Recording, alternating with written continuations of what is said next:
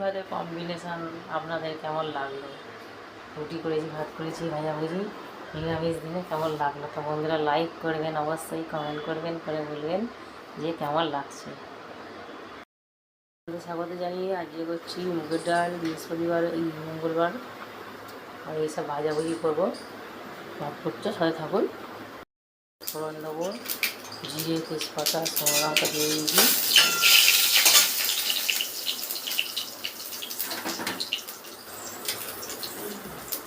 ডালটাকে দিয়ে দিচ্ছি।